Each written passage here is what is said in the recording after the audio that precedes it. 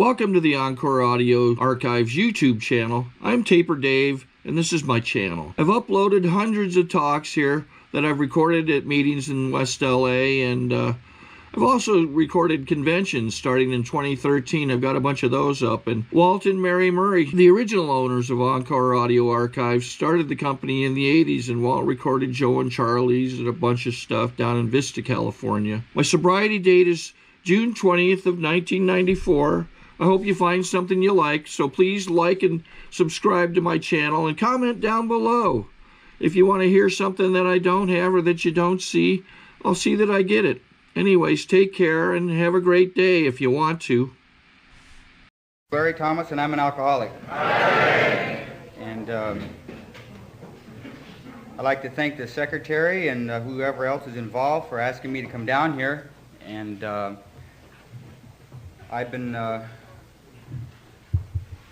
I've been sober for a little over 10 years, and that's good news if you're me. And I'm not a virgin, but I'm glad to be sober. And I had a new guy call me up the other day, and in fact it was yesterday afternoon, and he was kind of wacky, and he says, he says, how do you know when you're doing God's will? I told him, ask that son of a bitch in Waco, Texas. He seems to think he does. I don't know. If you're new, I'm not here. I am not walking hand in hand with God. I don't have a clue what He looks like. I am a fallible human being, and who needs a sponsor, whoever. Because whenever I get those things that I'm sure they're God's will, I have a sponsor that I can run those by. And I'm glad for the sponsorship in Alcoholics Anonymous that brings me down to the human level. And I hope I never rise above being just a human being. I'm a coffee maker in my meeting, and I'm glad to be sober. I'm happy that I'm sober. And if you're new, those two words don't belong in the same sentence. Being happy and being sober. They don't belong in the same room. Not if you're an alcoholic of my type, And I'd like to congratulate the birthday people and the chip people and stuff. And Derek, I could have listened to Derek all night, In fact, we damn near did.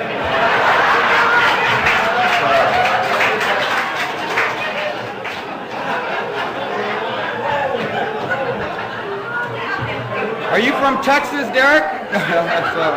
Anyway. If you're new, that's laughter, and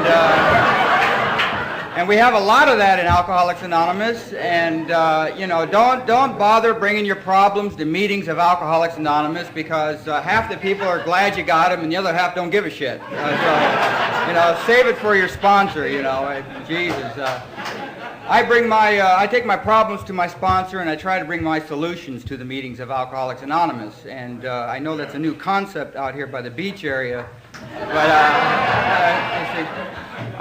my sponsor is Johnny, and this is going to be a long talk. So I'm glad to be here. And there was one of the guys that was talking about being here a while, and. I think if there was a sign that I've seen recently that reminds me of being an Alcoholics Anonymous, it was down by the beach around here in Manhattan. It says, swim in crowded beaches. And if you're new, learn to swim in crowded beaches of Alcoholics Anonymous. Because when you're new, your first year, whether you come in an Alano club or however you get here, you're going to learn the basics of AA. It basically is going to be your sandbox of AA. And you're going to learn how to swim. And learn to swim in crowded beaches. Because after you're here 2, 3, 4, 5 years, you're going to be out there in the ocean, and you're going to be caught in the riptide of complacency that's going to suck you away from the other people who are swimming with you. And your sponsor's going to be running by you, and he's going to throw you a life raft. And you're going to grab that life raft, and you're going to throw it back and say, I don't need it. I know what to do. Now, the newcomers who are watching you from the beach see that your hands are just like you're swimming, but they don't know how fast your legs are moving, which is the first thing to tire out when you're drowning, and it's the first thing to go when you're active in Alcoholics Anonymous. We are unlike any type of therapy or way to get sober that have ever come across this face of the earth, because we do not start from the head down. We start from the feet up. Alcoholics Anonymous has done nothing for my mind, for my emotions, for my intellect, but what it's done is train my feet. Because when my head's saying I don't need to go to Playa Del Rey and I don't need to go to Bellflower, my feet are taking me to the damn meeting and I say, hi, how you doing? So, you know, we're not dealing with a tight-wrapped group of people here, okay? So, and especially your speaker tonight. My mom and dad aren't the reason why I'm in AA. In fact, I really didn't start thinking about them until I got sober. I mean, I had that whole family neatly tucked away for a long time, and you guys started bringing that shit up, and I get, you know. And, you know, I had a great family. I had a real good family. And my mom was a Scandinavian lady, and she was a little Scandinavian lady, if there is such a thing. And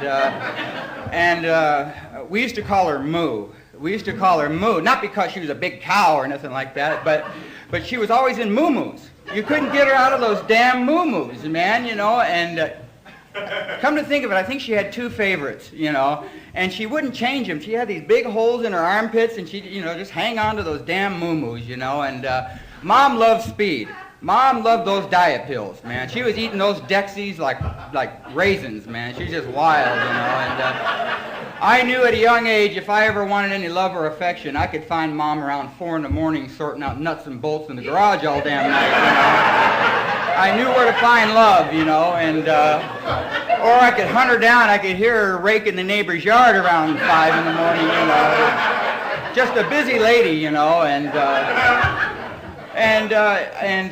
she loved to needlepoint. She loved to make those damn. She was always knitting those things, you know. If it was stood still for more than 30 seconds, she had a cover for the damn thing. I mean, toilet paper had covers, you know, bottles had cover, ashtrays, you know, things with nothing in them were, you know, Afghans. I had boots and gloves and shit, and everybody in the family, and weird colors too, you know, lime greens and pinks, and just, you know, and you could just hear those things clicking and clacking away all damn night. And just a nutty lady. She had an aversion for the garage. She loved messing around that garage, you know, and she used to take my dad's screws and nails and nuts and bolts and put them in little Gerber baby jars, you know, and put the lids on a piece of wood so he can twirl the son of a bitches around and find them, you know. Come on, you know. You know, talk about getting into it, you know. She had all these things going, you know, and the old man never spent a day in the garage as far as I knew him, man. You know. But she was a good lady and loved me well. You know, I was one loved dude. You know, I knew it, you know. And my dad was a refinery worker. And he was always on shift work, you know, days one week and then nights and then graveyards. And the old man loved to drink. The old man was a happy drunk. He was a rowdy, sober person, you know, but he was a happy drunk. And Dad was a window climber.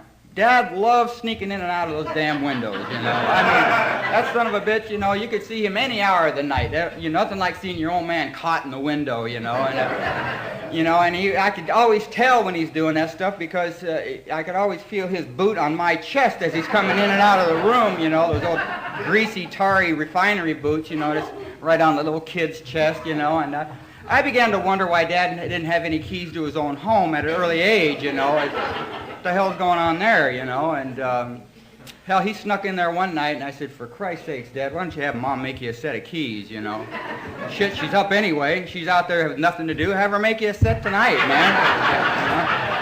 You know? She'll probably grind you out a set with her teeth, you know, and knit you a little ring to go with it, you know? I'm not sure. But, you know. And that got tiring for a while, so I started bunking up with my grandfather, who was another piece of work. He was just old. I don't know what the hell he was. He was just old, you know. And he loved to do his rosary, you know. And I could hear him, you know, and clicking and clacking, and then there'd be silence, and he'd go over to his dresser drawer and pull out the dresser drawer, and you hear the cap the seal of that peach blonde, you know, and go back to bed, you know, and he'd do that for about an hour, you know, and then there'd be silence, and then you'd hear this. The son of a bitch was sanding his bunions, you know. And, you know, I'd look at the clock and go, Christ's sakes, where can a kid get some sleep around here, you know? What the hell, you know? Mom's running around the neighborhood, Dad's stuck in the window, Grandpa's rubbing himself raw all night, you know? What do, you know? And so I went out to the couch, is what I did, you know, and me and Cal Worthington went to bed every night, man. I'd stay up all night. I'd have the TV put me to sleep, you know, and that's when I began to do some investigative work around the house, you know, what's in the medicine chest, you know, take some of Mom's Speeds, take some of Dad's Reds, and get into his thermos and his 102 beer and his port wine and stuff like that, and goddamn it, I get to sleep. And I'm in the middle of two sisters. I've got a younger sister who's getting all of the attention because she's the baby, and I got an older sister who's Jesus, she's beautiful. She's a gorgeous-looking gal, and she's smart, she's educated, she's well-mannered, she's sociable, she's got friends. She graduated at the same high school she started out at, you know, and I don't know where the hell she came from, you know, and you have somebody around the house like that, it makes a loser look bad having somebody around like that, you know, because you're sure they're comparing you to her, you know, and why don't you be like her and all that, and this is all going on in my little mind, and I'm doing everything that the other kids are doing. It's not like I'm walking around feeling haunted and weird and stuff like that, not for too long anyway, because I'm doing what all the other guys are doing. I'm playing baseball, I'm playing Pop Warner, I'm getting into trouble, I'm, you know, just a regular kid, you know, and the guys around me seem to be getting some type of satisfaction out of that. They seem to be pretty good fulfilled. I mean, they're all right, you know. I'm doing the same stuff, and I know that there's got to be a little bit more. I've got this secret that, man, come on, there's got to be more than this. It's like when you're new in AA, you know. Come on, there's got to be more than this, you know. And I knew there's got to be, come on, what am I missing here? Everybody's got the you know, the directions to the party, and you know, and I don't, you know, something's going on here. And I'm not too obsessed with that idea, but you know, come time, around 9 years old, my dad comes into my bedroom and he says that you're going to have a baby brother. Well, hell, there's a ray of hope. You know, I don't got to leave yet, you know. And I start planning for that baby brother, man. That alky imagination kicks in, and I start saving up my baseball cards and oiling up my glove and thinking about how me and the kid brother are going to go out and play baseball and go to the drag races and go to the beach and stuff like that. And come time for my mom to have the baby, my dad comes into my room again and he says, your baby brother died.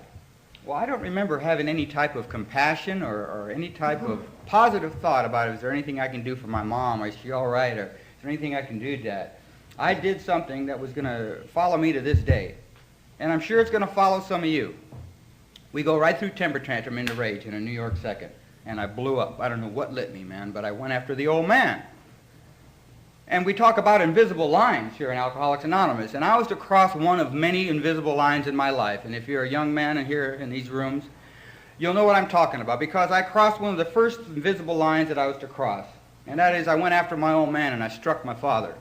And I don't know why that, but you cross that line of respect there, and I went after the old man. I remember just going after him and yelling and screaming. The only thing I remember saying to him is, "You promised me. You lied to me, you promised me." And then I went after him in that rage. And from that point on, whatever the family said, don't trust them. If that's family love, forget it, Larry. You'll just reach your hand out of the gutter and they'll kick you in the teeth every time. And I had to do anything I possibly could to get out of that house, because I felt more a part of the streets at midnight than I did around the dinner table at 5 in the afternoon with my own family. And I didn't understand that, and I felt guilty about that. Because I'd look down the end of that street and I'd see Stevie Johnson. Him and his dad are going to the Dodger games, and I'm wondering why that ain't happening here. What the hell's wrong with me and him and all that stuff? And around 12 years old, I took my first drink of alcohol. There's 4 of us in a garage, and we're passing around a bottle of 4 Rose whiskey. And for the first time in my life, man, I took a shot of that alcohol. It went in me, and it lit me up, and it made me feel like you looked. It made me feel like the normal guys, man. It was the only thing that made me feel that good that I've ever had. I felt like everybody was around me, man. This was that thing that people seem to be getting with daily living. I got it with my shot of alcohol, man. It just got me up to where they were, you know, and then I puked, you know. But if you're like me, if you're an alcoholic of my type, we make a deadly connection. Because those other guys, they tied getting drunk into that night. They tied alcohol and getting drunk. But I tied a more deadly connection than that. I connected happiness with it. No longer was it necessary for this young man to have any plans or goals or graduate or wonder what he's going to do when he grows up. From any point on, when I felt any type of discomfort, I knew I could connect happiness with a drink of alcohol, and I knew where to find it, and I knew where to get it. And I connected with it every time. It never failed me. I didn't head off the skid row that day, but you can put on the shelf any type of what are you going to do when you grow up, any type of goals, any type of drive to do in life. It was all taking a back seat now. Because whenever I just felt like quitting, which I did most of the time, or just afraid and apart from, which I did most of the time, I knew I could connect happiness with alcohol, and I went for it. And come time to get into high school, I don't know what I'm going to do. People seem to be hanging around peer groups, and they got little groups, and I don't know what to do. I'm a loner. You know, I can be friendly on the outside, and I can be sociable for about 10 minutes, you know, and man, you know, it's like Alcoholics Anonymous, man. You know, I'm against the wall. I'm not a social person. I'm not one of these glad handers, man. You know, I talk about the Dodgers and the weather, and man, after that, it's on you. You know, I'm all out of small talk. You know, I'm not a small talker, and I'm in high school. And I don't know what to do, and I tried hanging around the surfers my freshman year, and it seemed like all they did is whine about the weather and the waves. You know, and I get enough of that at home. You know, and come the summer after my freshman year, I found a group of people that are going to make me feel more a part of life than anybody did in my life, including the people of Alcoholics Anonymous. I found a group of people where there was brotherhood, and there was camaraderie, and there was love, and there was unity, and there was commitment, and it was the lowriders. And I love the lowriders, man. First thing that I loved about them was their hair. I loved our hair. I couldn't believe it. We used to get our hair up, it would look like tumbleweeds, man. We'd get our hair up real high, you know, and we'd eat those reds and drink that gin and go bouncing around listening for the Four Tops and the Temptations and the OJs and Marvin Gaye, and God, I loved it, man. I just loved it. I had a little Mexican girlfriend named Lupe, you know, and she used to curl her hair up real high with these big soup cans, you know, and sometimes the food was still in the cans, you know, and she could get her hair up there, man, and, you know, it wasn't but a couple days ago I was riding around at work, man, and I started listening to the Four Tops in my work truck, and I started sinking in my damn work truck, man. I loved it. And me and her would eat those reds and drink that gin, and she'd get her hair up real high, you know, and she'd get her eyebrows on and her sweaters on backwards, you know, and I'd get my hair up real high and my Pendleton shirts and my khaki pants and my pointed shoes and a hair that was like that you could see the corner before me, man. You know? And we'd get in that car and we'd eat those reds, man, and drink that gin and go bouncing down Hawthorne and wonder what the hell you're looking at. You know? What the hell are you staring at, you know? And you'd have four guys in the back of the seat that looked just like you, you know. You looked like you'd come out of, you know, Disneyland or something, and I loved it, man. Everything I was pumping in my system was working at that time, man. Everything. And I think sometime after your sophomore or junior year, they have you take driver's education classes where you drive with the biggest man in the world, you know, and he's usually a football coach or something like that. And it was my turn to drive, man. And they said, Thomas, it's your turn to drive. So I get my hair in the car and I get in there, you know. I got these three girls in the back seat, and I look in the rearview mirror, and all I can see is hair and eyes, you know. And we're driving around, you know. And the guy, he says, hey, you seem to be doing pretty good. Drive into the Jack in the Box. I want to buy everybody some Pepsis, you know. Well, what that he doesn't know is that 15 minutes before class, I took 4 of what they then call Tuinos. And these are great. These are like, you know, a pitcher of martini in a capsule, man. I mean, I loved it, man. Your eyes, you know, you break out in a sweat. Your ears start ringing, you know, and when you talk, it sounds like that. You know? And you know what you're saying. You know what you're saying. Your mind is clear, man. You could be falling towards a curb, man. You know, we called them gorilla biscuits, man, because you could be falling towards the curb, you know, and everything's, you know, the curb's coming right at you, and you say, you better move, and you go, okay. You know, you go for the ride, you know, like it's gonna, you know, I'll get it someday, you know. And God, I just loved it, man. And I took 4 of these things, you know, and he said, pull into the Jack in the Box and talk to the puppet. Well, I pull in the Jack in the Box, and man, these things just nail me, you know, and I can't see no damn puppet, you know.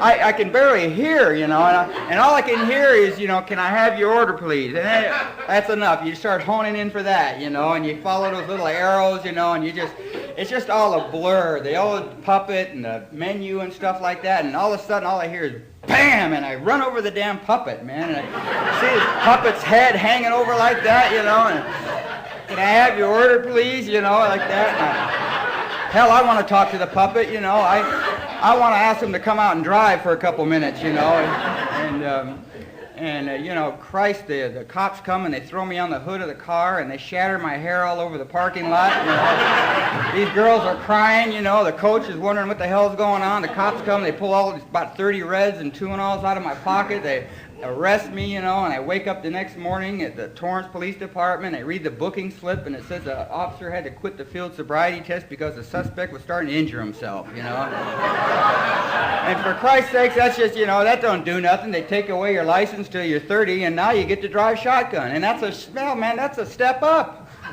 You know, now you don't got to drive these goofs around, man. Now you can call the shots. You're driving shotgun. You're the captain of the ship, man.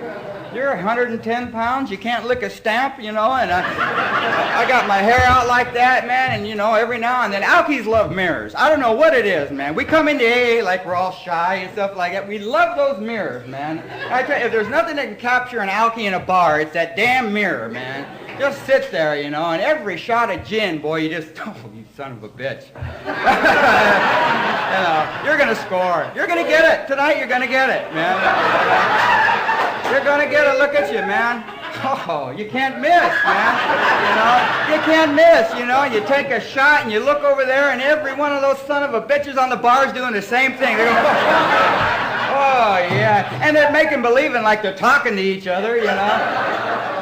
How you doing? Oh, you son of a bitch, you know. How do you think I'm doing, you know? How does it look like, you know? And man, I caught my eye in that little rearview mirror in that car, you know, we're bouncing around. Oh, you son of a gun. Look at you, you know. I put my whole arm on the side of that car and press it down real bad, so like that, you know.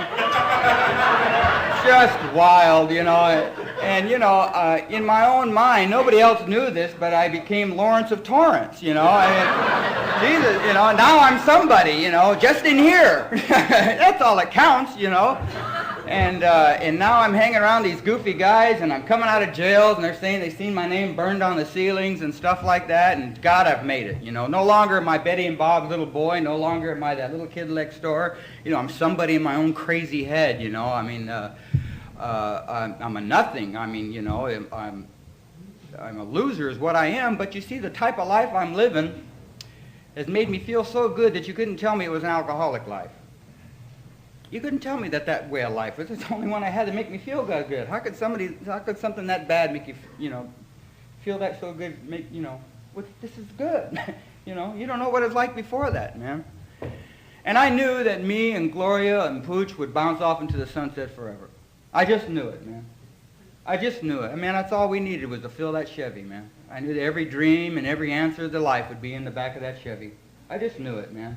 And come 1969, everybody seems to be going places. Some of the people are graduating, and some of them are going to Vietnam, and some of them are turning hippie and going to Big Sur, and I wonder what I'm going to do with my life, you know. And so I go to Phoenix. You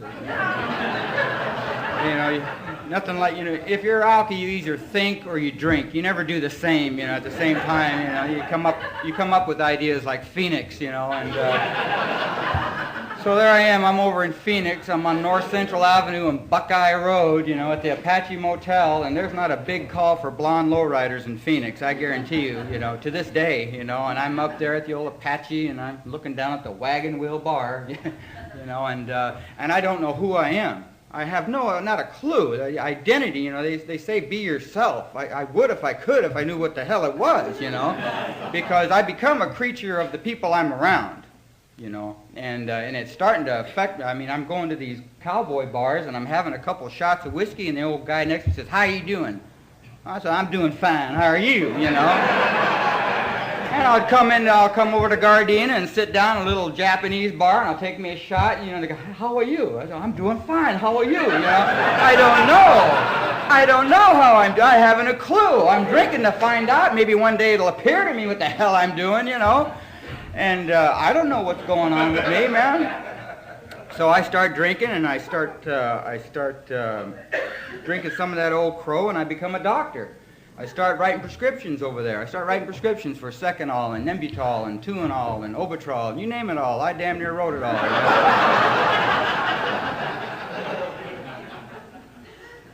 And damn near took it all, let me tell you. And I did that for a while, and they arrested me over there, and they put me away for 2 years in Arizona.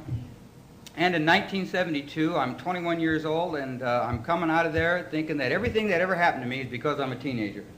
Chalk it up to growing up. Chalk all that stuff to growing up, man.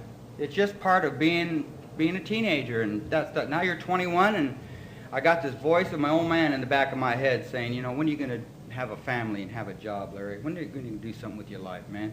You're always going to be a loser. You're always going to be a punk loser. And I don't know about you, but when people are right, you put them on a little shelf of hate there. And I got my mom's voice in the back of my head, too, and she's telling me, you know, you're never going to change, Larry. You're always going to hang around those people, and you're always going to be a loser. And she's right. And she goes up on that shelf. But the thing that starts happening to me is why I'm in this room tonight, at the age of 21. And you'll hear it in Alcoholics Anonymous, and you'll hear it come in several ways. You'll hear it in forms like this. I had a life, I started drinking, it got bad, and I come to AA. And then you hear people say, I had a life, I started drinking, it stopped working, and I come to AA. Well, in 1972, at the age of 21, it stopped working. I did not come to AA, because now I'm obsessed to find a drunk that I'm no longer going to find. I become real concerned with my drinking, because now that drunk that I used to get with impunity that I could count on is gone. I can't find it. I'm getting the physical reactions. I'm getting the numbness, and I'm getting the slurred speech. But that thing that it used to shut off up here, it ain't shutting it off no more. And I'm stuck with those thoughts and those memories and those inadequate feelings about myself and those shameful feelings about myself and those hurtful feelings about you and everything, and I can't shut off my head. And now I'm obsessed to find a drunk that I'm no longer going to find, and I don't know I can't find it. I become obsessed to find a drunk that the book says that we become obsessed with the idea that we will control and enjoy our drinking. Why must we be obsessed with that idea? Well, because that's a normal action. That's what normal people can do. Now, why are you obsessed to do something that normal? That's because every other part of my life has gone to gutter. It would be the only normal part of my life I could find. I have to find it. Because when I'm sober, I am stone crazy. I am not good when I'm not drinking, and people around me are telling me if you would stop drinking and you'd be okay, and what they don't know is that I'm a frightened little bird when I am sober, and I haven't a clue what to do with my life. And everybody around me is sure, and it just makes it does me no good to be around winners. It just makes me feel worse. It just makes me just focus in on what a loser I am and what a lost cause, and I've got that secret that I'm going to be insane. I've got that secret that even though I'm really nuts too, and I can't let them in on that. And I don't know what to do, and I'm trying combinations of things. And the book talks about there's a solution. I'm trying some Seconal and whiskey and some heroin and some vodka, some speed and some gin. I know there's a combination. Why? Why am I obsessed with finding a combination? Because in 1967, in the back of a Chevy, it worked real good. Because I seem to have made a deadly connection at one time. And I know if I get the right combination of things one more time, I can get that happiness back. That happiness that I can't find when I'm sober. I know I can find it out there. I'm obsessed to find it. And it ain't working. And I don't know what to do with my life. And in 1974, my probation officer says he doesn't know what to do with my life anymore. And so he sends me to Camarillo. And I'm in the Camarillo for 3 months, and then 5 months, and then 8 months, and then 10 months, and then 13 months later, they let me out. And they told me I'd be better off if I could drink. They said that people like me and you don't know how to conduct ourselves in the public without taking some kind of a mood-altering chemical. And I lasted 2 months, and I'm being arrested out there in downtown Los Angeles on 5th Street for being publicly intoxicated, violation of probation, public nuisance. And they put me away in Wayside one more time. And in 1975, I'm at the South Bay Courthouse in Torrance. And they're transferring guys away. They're transferring guys to Tehachapi, and they're transferring guys to Chino. They're transferring guys to Wayside. And the guy says, Thomas, you're going to AA. I said, what's AA land? You know, another trip across the desert, you know, or something like that. And he says, go over there. And there's a Scottish man with a patch that's over at the jail cell. He says, "Aye, lad, my name is Alex." He says, "I hear you're going to AA. Come with me." And I'm not chained to anybody, and I'm not in a black and white bus. I'm in a lime green Plymouth. And he takes me 6 blocks away to the Torrance Lameda Alano Club. And I said, "What the hell is an Alano Club? Is that a Samoan bar? What is an Alano Club, you know? Alano, Aloha, you know, what the hell's going on here, you know?" And he took me into my first, in 1975, Alex took me to my first meeting of Alcoholics Anonymous at the TLC Club. He introduced me to a lady named Indian Jeannie, and Captain Bob, and Tennessee Bill, and Singin' Sam, and Serenity Sam, and Bicycle Ray, and Santa Claus Ray, and a little lady named Moose. And I says, "What in the hell am I doing here?" For Christ's sakes, I just left a group of people just like that, you know. And they seem to be doing a little better. And little Moose come running up to me, and she goes, "Hi." She goes, "I've been expecting a miracle." I said, "I bet you have, Moose. I have no doubt in my mind, man. I'm not it either, you know." And then this big transvestite swooped up on me, you know, and, "Hi." Yeah. And he said, I can't wait to take you to a candlelight meeting." I said, "I don't think so." No, you know. Not for that first year anyway, you know. I've got my principles, you know. I was a virgin too.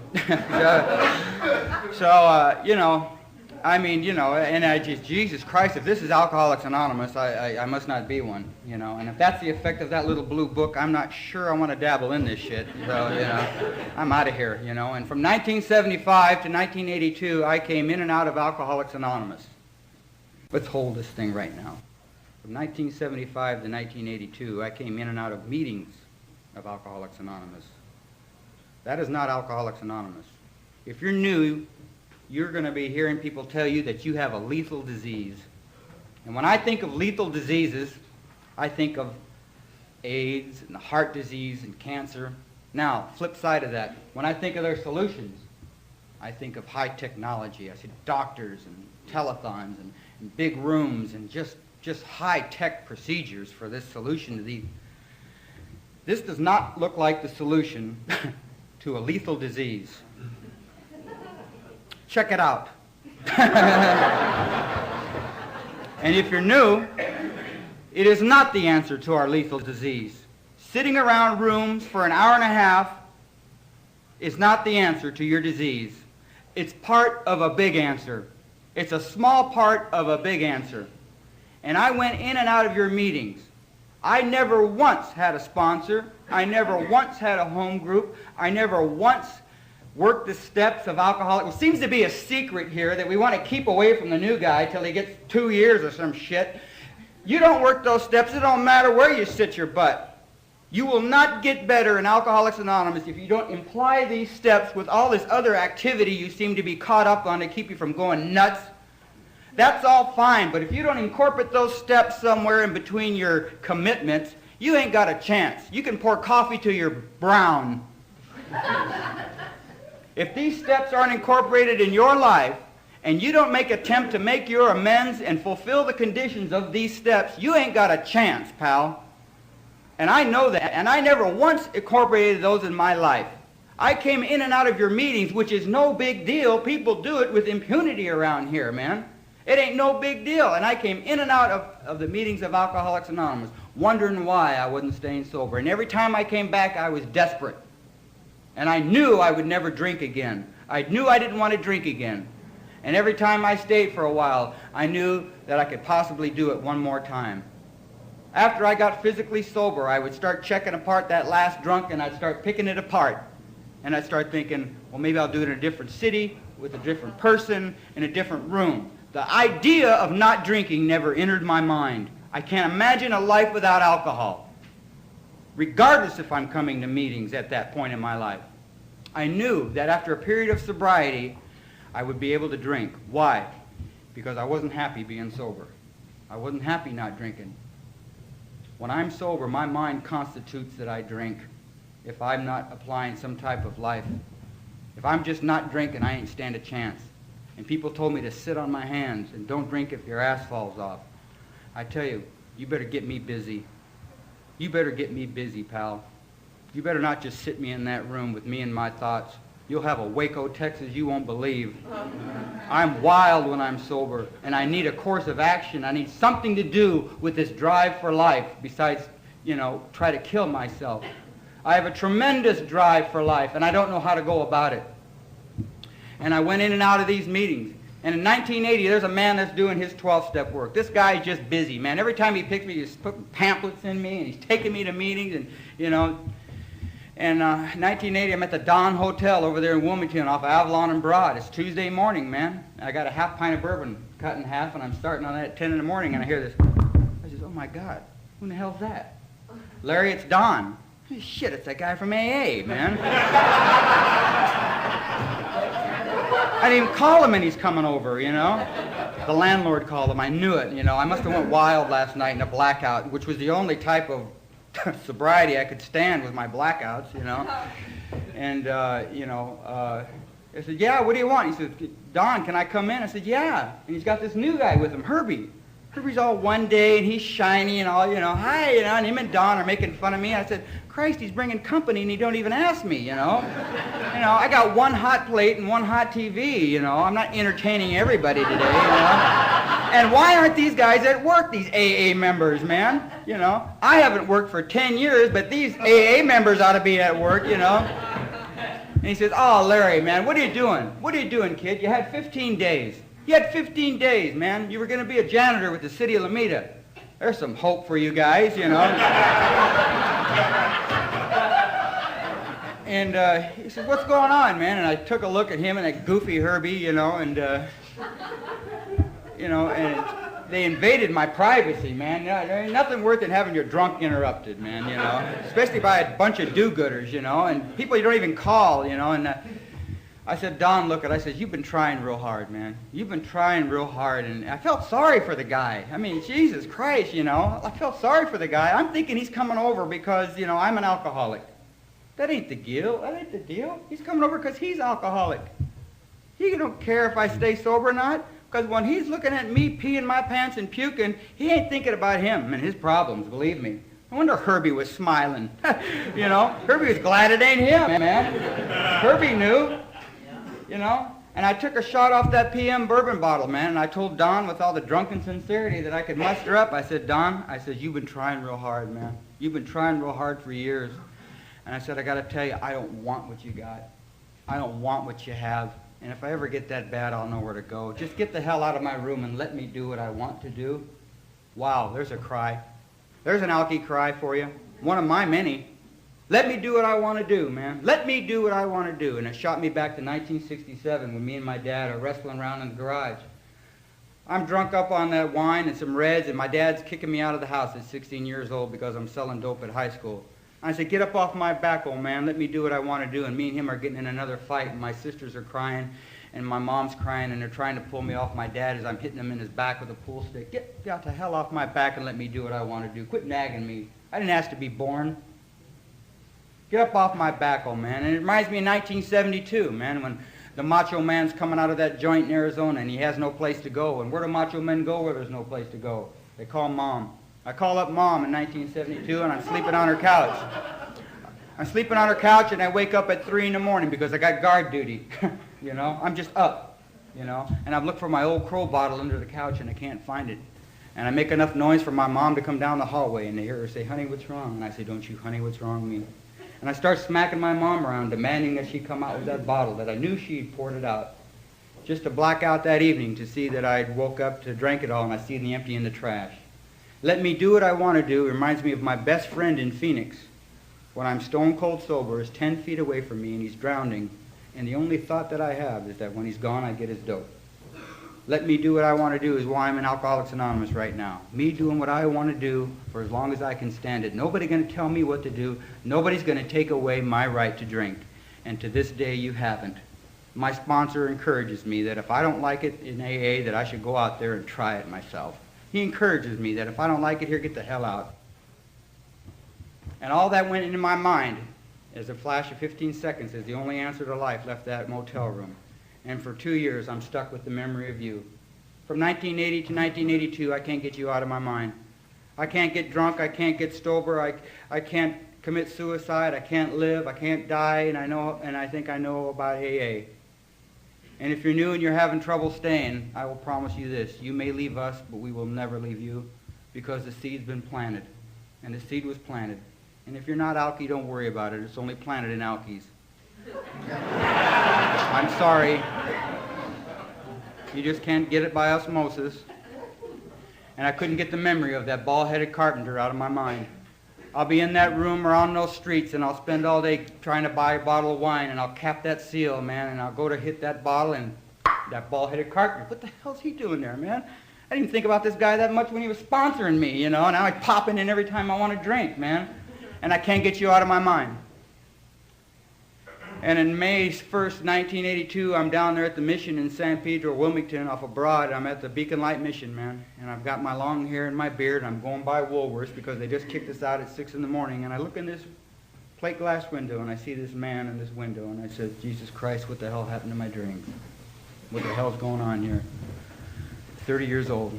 What's going on? All I wanted to be was a cameraman. All I wanted to do is play baseball. What in the hell's going on? All I wanted to do, I even... something, man. What the hell is going on? And you know what? I no longer, the power of choice had been wiped away, but you know what? At that moment, the idea, the debate was over of whether or not AA would work for me, or whether or not it's right for me, or for how long I should do it. The debate was over. I drank away the debate, the big issue in my head of whether or not these things will work for me. And I got a hold of central office, and who do I get? I get Don. Don, this is Larry. I'm ready to come back to Alcoholics Anonymous. Will you come and get me? And he told me the most profound thing I've ever heard in my life.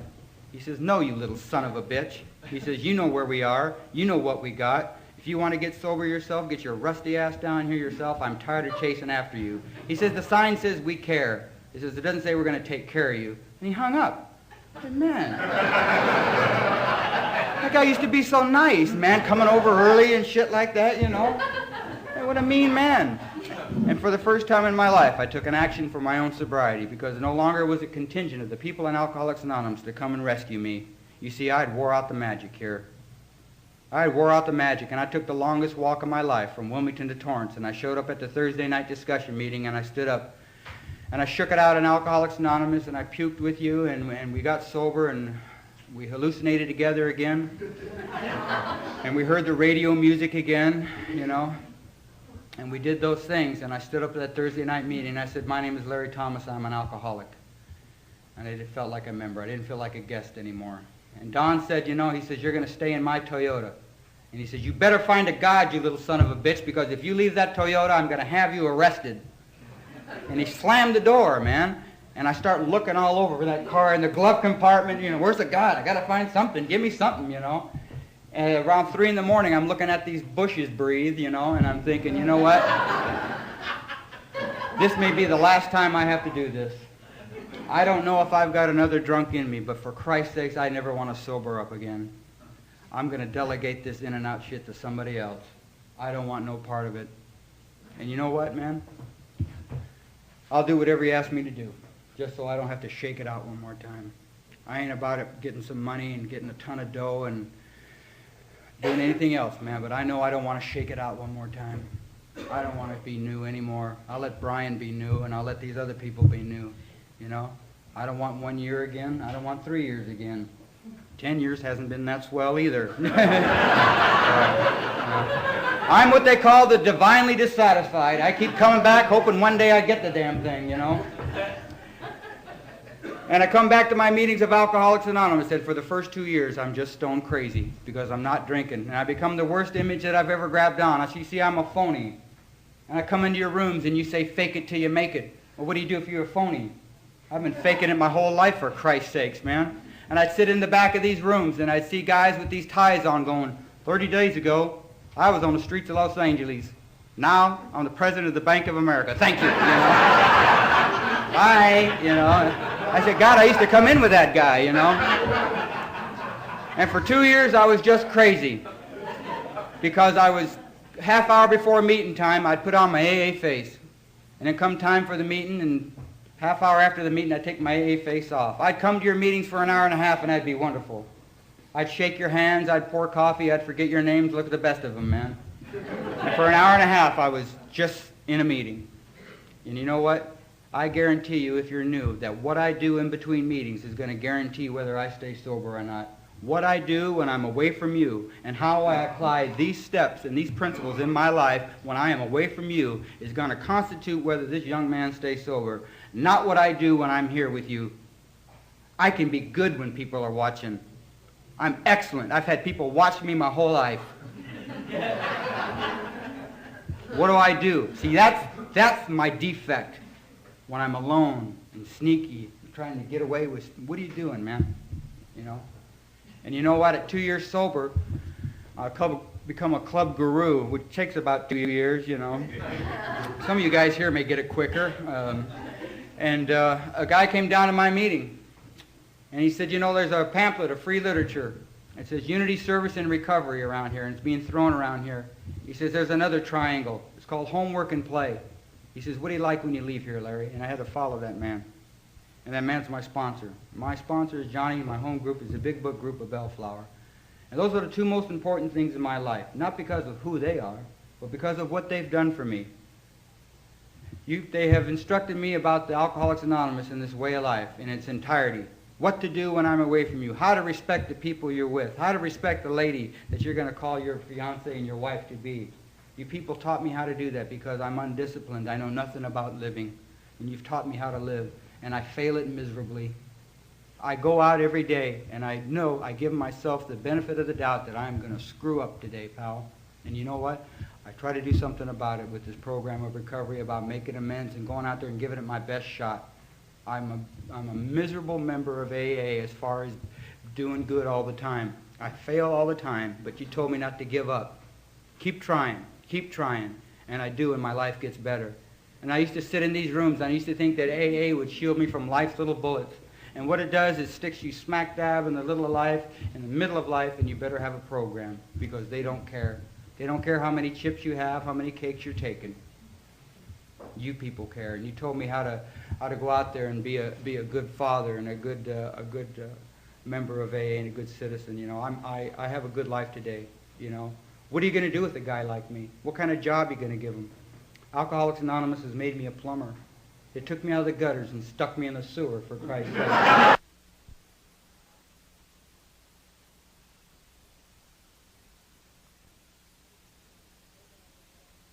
Medicine chest and taking all this stuff, you know, don't take this and use heavy machinery and stuff like that. I don't know about you. There's nothing like taking some Reds and driving a forklift. I don't know. You know, there's something about that. And now, you know, now I try to be a good plumber. Now I just open it and see what you're taking, so I know how to charge you.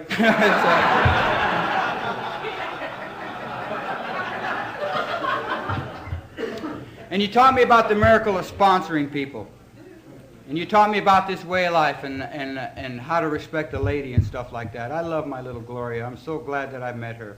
I met her a couple years ago at a convention in Palm Springs. And I did what any other alkie would have done. First thing I asked her, "Do you like a drink?" Soda, you know. And I love being with her. I love this way of life, man. And if you're new, I wish you desperation. I hope you're so desperate that you do things you won't even believe will work for you. And more important than that, I hope you do things and find a God like I found right here in Alcoholics Anonymous with the people. And I want to thank you for having me.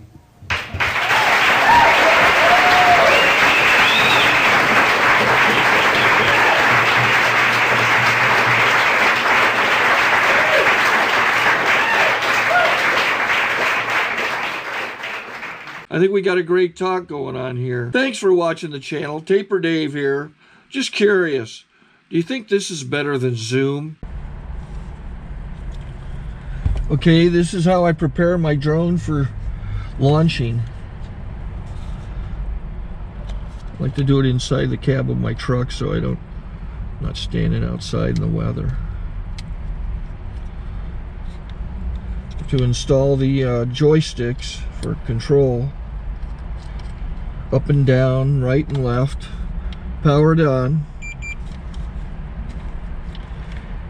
I have an Android phone that I use to connect it to the drone with, and it's actually controlled through the iPhone through an app. Oops, wrong way.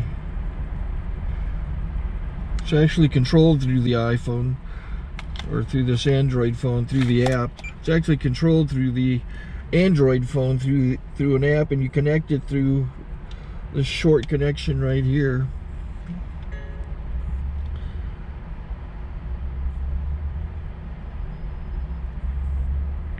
Remote control connected. Remote control's connected. So I pull out the drone. I have to extend the legs. Long legs extended first, then the short legs. Remove the gimbal protector. Set that aside, then power it on one short burst and one long burst. I lay it down. So I have to go to calibrate. So the drone's not connected yet. It shows you here as this drone gets disconnected, even though the remote's powered on. So the drone has to establish it's connected. So I go into the app to calibration mode. First I'll calibrate the remote controller. Start calibration. Out, in, oop, out, in, up, down, and then this little wheel is to control the gimbal. So it's calibrated. Go to gimbal calibration, start calibration, and then it calibrates the gimbal. I don't know if that shows up. The gimbal's moving all over the place. Changes, you can see it on the video. And I'm calibrated to take off. It's acquired 7 satellites at the moment. There are 26 satellites up in the sky, which it has to acquire before you can take off. So it's connected. It's got enough satellites. This is white. I can go to press this little arrow button, swipe right to take off, and it would start the motors if I slid this to the right, but I'll wait till I get outside. Don't want to do it inside.